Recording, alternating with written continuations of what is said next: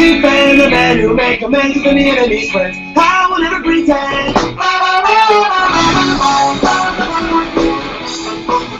Hello, hello, hello, and welcome to the beginning of the new chapter for this, what used to be a small little podcast.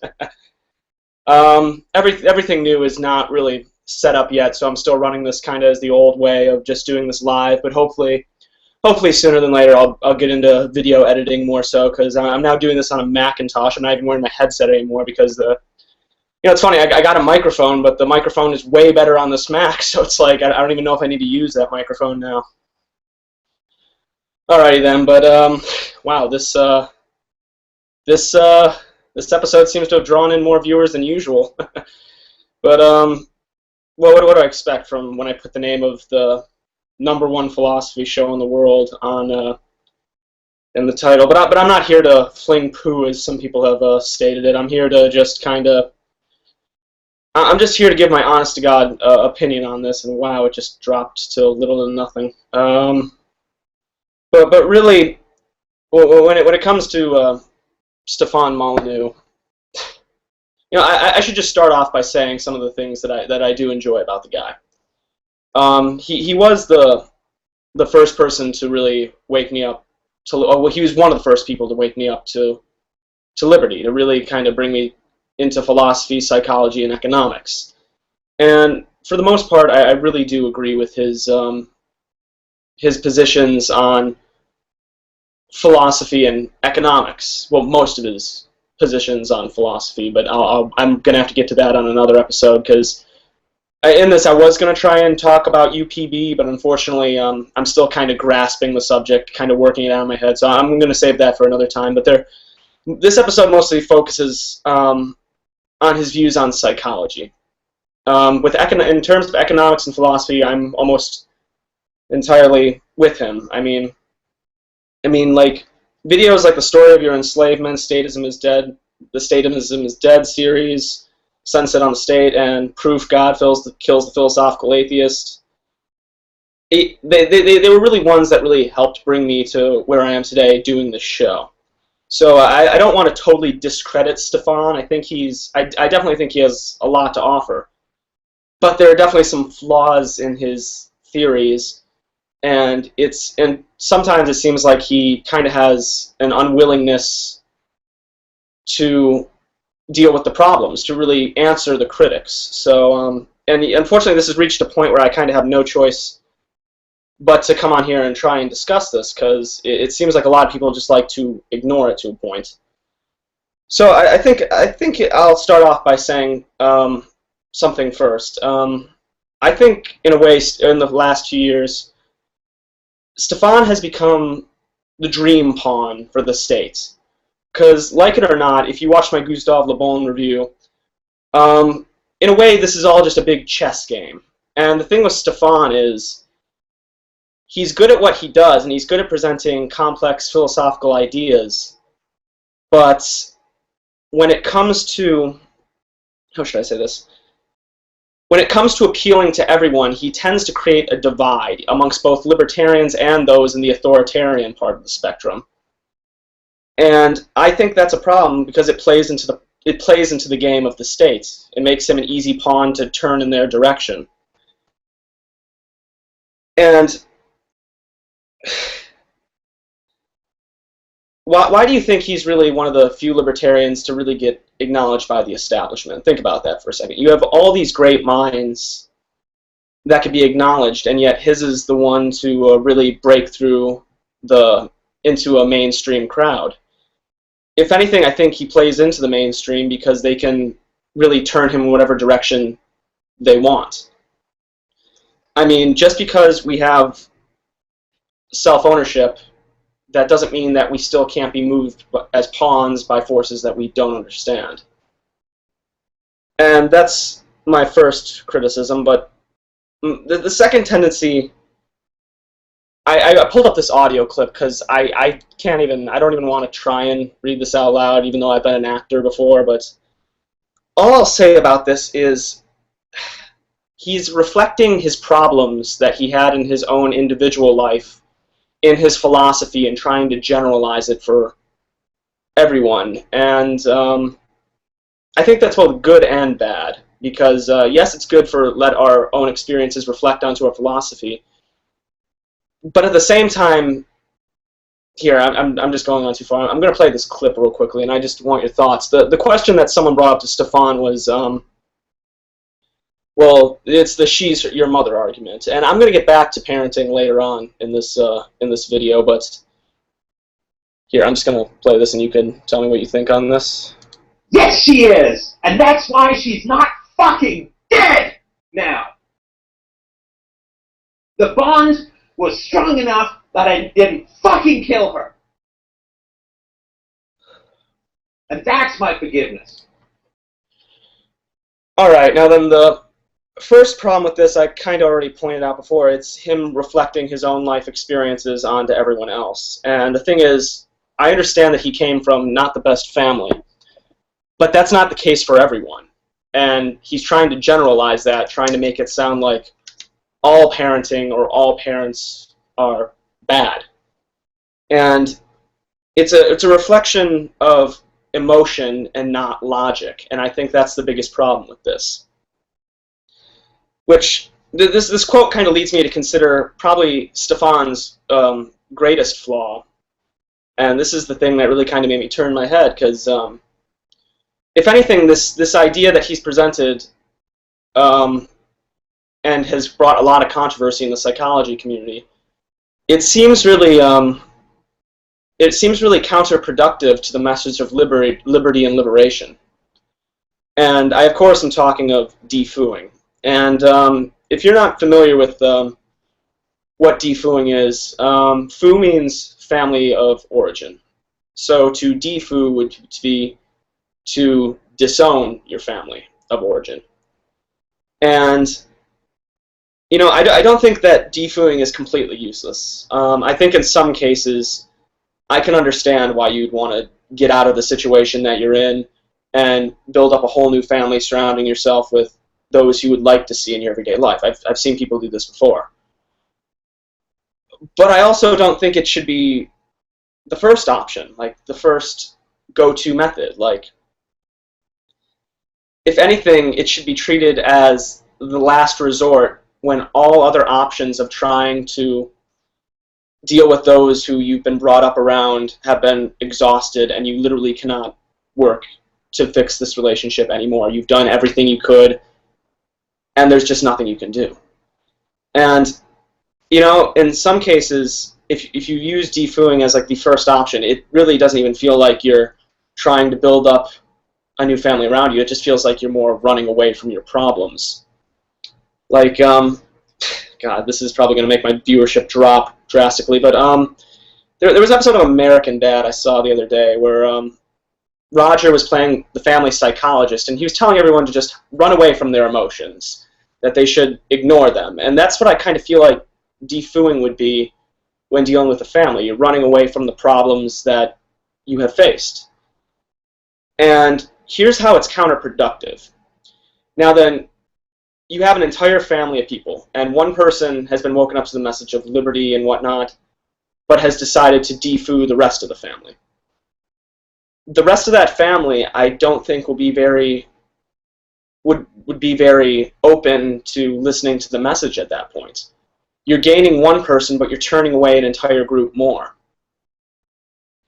And I think that's a big problem, because the whole point, we need to reach a critical number to actually make a change, to change in the world that we want to see. And, you know, I think defooing is kind of a way of surrender, too, because when I woke up to the world around me, well, when I left the looking glass, per se, my family was not really on my side at all. And I could have defooed, I could have run away and just found somewhere else, lived with other friends or something. But instead I took it as an opportunity to educate those around me. And I'm not going to say that everyone in my family now is a bleeding heart anarchist voluntarist, but like here, I'll give you some examples. My dad used to be a neocon. Since I really woke up to liberty and showed him all these examples, even some of which were from Stefan himself, which strangely enough, my conservative dad likes Stefan Molyneux, who'd have thought. He's not, I couldn't call him a conservative anymore. I don't know if I can call him a neocon. He's not really totally a classical liberal yet, but he's definitely in between the two. I guess you would say somewhat of a paleo-conservative, maybe. I don't know what I'd say, but another example with my mom, like I showed her Ayn Rand, and it really gave her a much more appreciation of the direct action that she has to take in her everyday life. And finally, my grandparents, like, I got them to leave the Libertarian Party. I mean, not leave the Republican Party altogether and start voting Libertarian. Granted, I would prefer them to not vote for anyone at all, but once again, it's a step in the right direction. And if anything, that one wasn't as hard because my grandpa's brother is kind of a corrupt politician in Detroit. If anyone here is familiar with Mike Wiechek up there.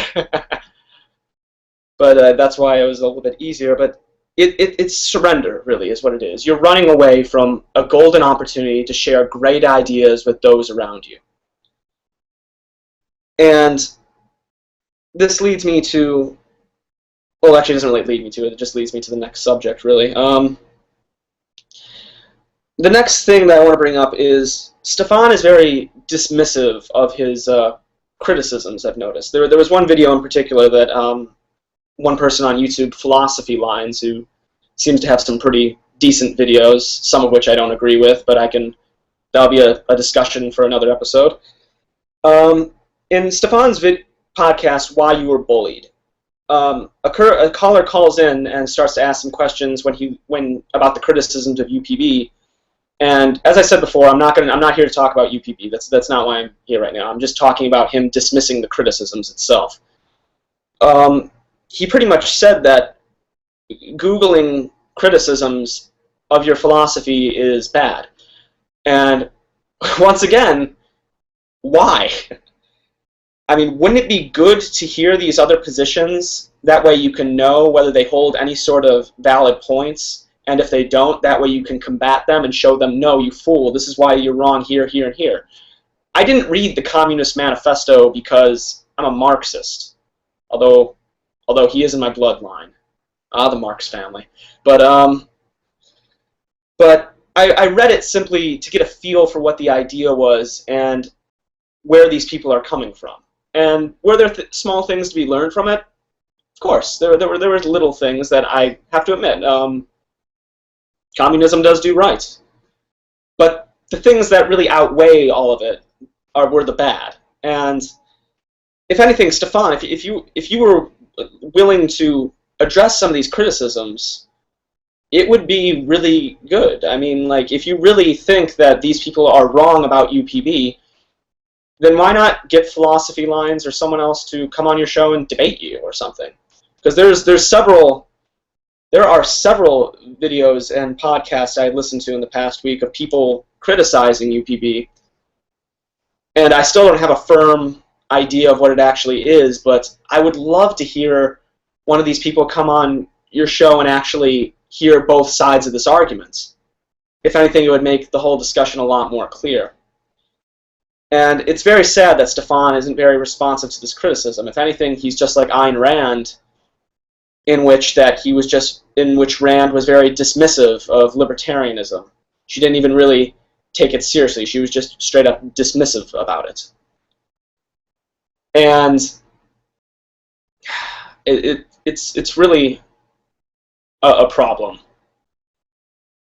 And this leads me to another thing, which is the contradictions of Molyneux. And I've seen many. I read many contradictions over the past week, but there was one in particular that really stuck out to me. Now then, Stefan says he's very pro-peaceful parenting. And he pretty much advocates that children, in a sense, are property of the parents, and that the parents don't really have any moral obligation to do anything to help the kids. And if anything, that contradicts the idea of peaceful parenting, because if they don't have any moral objective to it, then what's the point of trying to be a peaceful parent at that point? So I'm going to try and break this down a little bit. No, another thing is, because he kind of makes the children into somewhat of a property thing, that contradicts his ideas on human farming too, because as far as I'm concerned, no one owns the child. The child is still his own individual from the time he comes out of the womb. And people are not property. I mean, he tries to get this idea across in things like the story of your enslavement. If anything, this just goes to show you that the family unit is somewhat like a serfdom, where the parents are the serfs and the children are the cattle. And it shouldn't be that way. It should be, as he's pointed out, like, we're all the cattle under the state. Well, it shouldn't be that way, obviously, but you get what I'm trying to get across. And let's start from the beginning. When the child comes out of the womb, the parents are really the first guides that they will experience in the world. And whether this encounter with these first guides is good or bad depends on what kind of atmosphere and what the guides are like. It all depends on what the child is subjected to. And what was the environment like before their existence? Because that also has a great influence. Because if the environment was bad before them, then they've pretty much been born into the frying pan to burn. And many will be subjected to good environments. I was. And turned out fine. But unfortunately, I've known just as many who have been subjected to bad environments. And we're going to, sorry. In the case for a child getting subjected to a bad environment, we're just going to take this as an option here.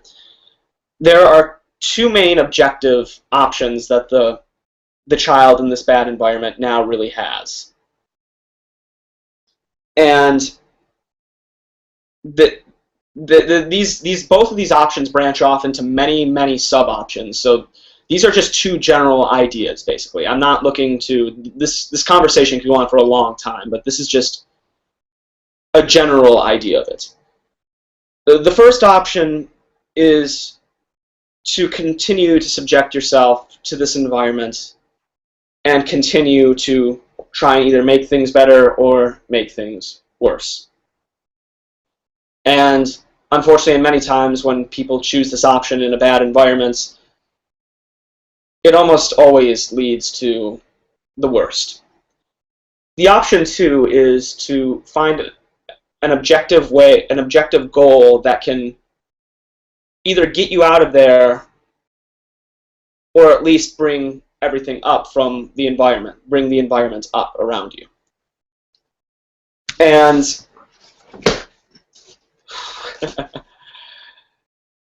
that's basically how I think you need to look at it if you're born into a bad environment. I don't think you should generally just look at it as I'm in a bad environment, and so I should automatically defoo. If anything, that is the last option I think anyone should resort to. I'm not saying it doesn't have its place, because I've known enough people to realize that yes, it does, but to advocate it as the first option goes against the entire idea of psychology of dealing with your problems head on.